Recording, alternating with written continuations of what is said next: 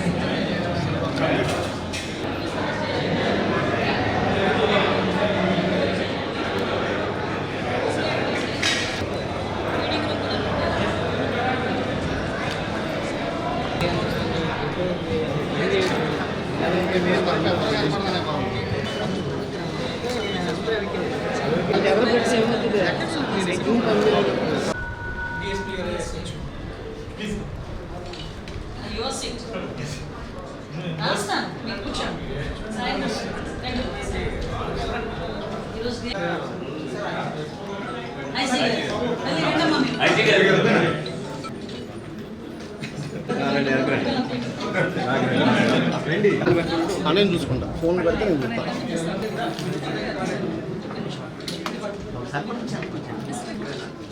ఇది స్టేట్ మొత్తానికి role model అవ్వాలి స్టేషన్. దీని పక్కనే we have a traffic partner.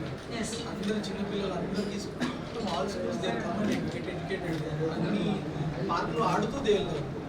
ఇదేమో సెల్ఫ్ డిఫెన్స్ కోర్సెస్ ఎవ్రీథింగ్ రెండు సైడ్స్ సెల్ఫ్ డిఫెన్స్ రోజు మనం చేస్తున్నాం పెట్టిస్తాను సైన్స్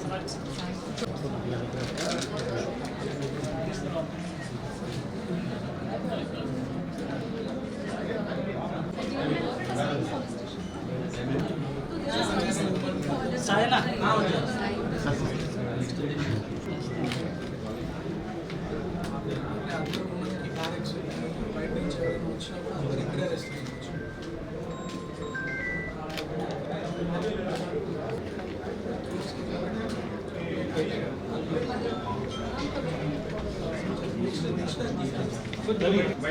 please.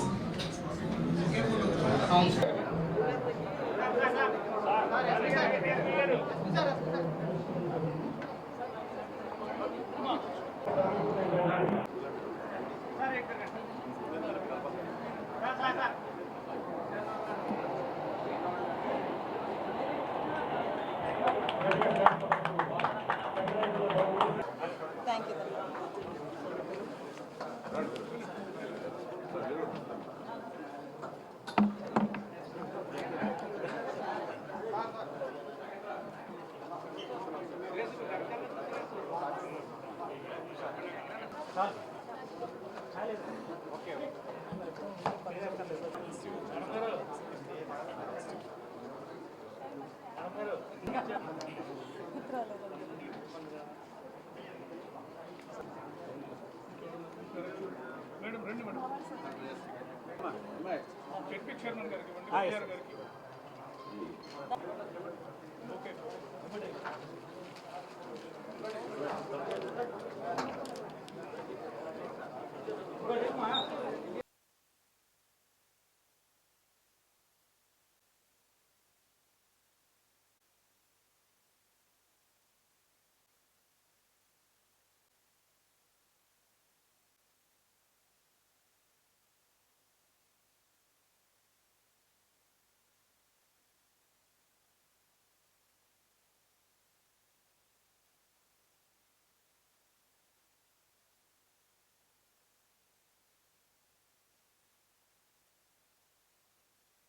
ప్రజలందరినీ కూడా అభినందిస్తూ సాధించినటువంటి విజయాలు అనంతరం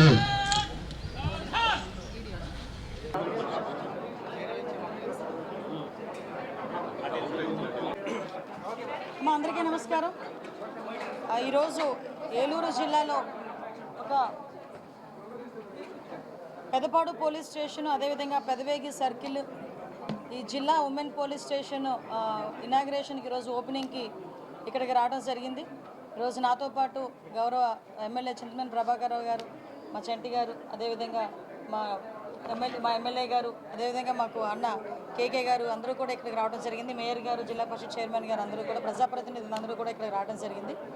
వీళ్ళతో పాటు ఈరోజు పోలీస్ డిపార్ట్మెంట్ ఎప్పటి నుంచో ఎదురు చూస్తున్న ఈ పోలీస్ స్టేషన్స్ ఓపెనింగ్స్ కూడా ఈరోజు అంగరంగ వైభవంగా ఈరోజు ఈ కార్యక్రమాన్ని ఆర్గనైజ్ చేసినందుకు జిల్లా యంత్రాంగం, పోలీస్ యంత్రాంగానికి ప్రత్యేకంగా ధన్యవాదాలు తెలియజేసుకుంటున్నాం. ముఖ్యంగా ఈరోజు ఈ కార్యక్రమంలో మా ఐజీ గారు, అదేవిధంగా మా ఎస్పీ గారు, మా ట్రైనీ ఐపీఎస్లు, డిఎస్పీలు అందరూ కూడా ఇందులో పాల్గొనడం నిజంగా ఒక శుభసూచకంగా భావించాలి. యాక్చువల్గా ఇప్పుడు Pedapadu police station, Pedavegi circle, Pedapadu police station చూస్తే నిజంగా నాకు చాలా బాధ అనిపించింది.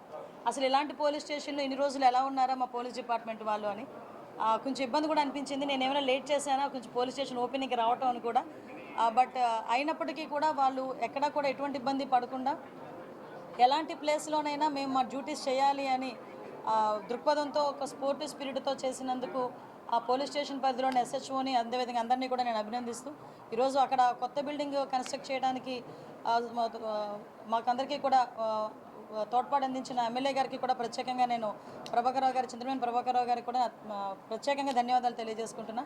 అదేవిధంగా సర్కిల్ ఓపెనింగ్ ఈరోజు ఇప్పుడు ఉమెన్ పోలీస్ స్టేషన్ చూసాను. నిజంగా ఇది ఒక model police station. Women police station అనే కన్నా ఉమెన్ కౌన్సిలింగ్ సెంటర్ అంటే కనుక ఇట్స్ నిజంగా ఒక మంచి పేరు అవుతుందేమో. ఎందుకంటే ఈరోజు ఇక్కడికి వచ్చిన తర్వాత ఒక పోలీస్ స్టేషన్ అట్మాస్ఫియర్ ఎక్కడ కూడా కనిపించలే. వచ్చిన తర్వాత ఏదైనా ఒక కష్టం వస్తే మన ఇంటికి వచ్చి చెప్పుకునేడానికి, మన పుట్టింటికి వచ్చి ఏదైనా కష్టం వస్తే చెప్పుకుంటుందో అమ్మ నాన్నలతో, అలాగే ఏ ఆడపిల్లకైనా కష్టం వస్తే డైరెక్ట్గా ఇక్కడికి వచ్చి ఎటువంటి భయం లేకుండా, ఏదో నేను పోలీస్ స్టేషన్కి వచ్చాను, ఏదో నన్ను పోలీసులు పిలిచారు అన్న దృక్పథం కాకుండా ఒక ఫ్రెండ్లీ నేచర్తో ఇక్కడికి వచ్చి కూర్చొని వాళ్ళ కష్టం చెప్పుకొని బయటకు వెళ్ళే విధంగా ఇక్కడ స్ట్రక్చర్ కూడా పూర్తి చేశారు. ఇది ఇంచుమించుగా 2,73,00,000 రూపాయలతో ఈ పోలీస్ స్టేషన్, ఈ ఉమెన్ పోలీస్ స్టేషన్ కూడా కన్స్ట్రక్ట్ చేయడం జరిగింది.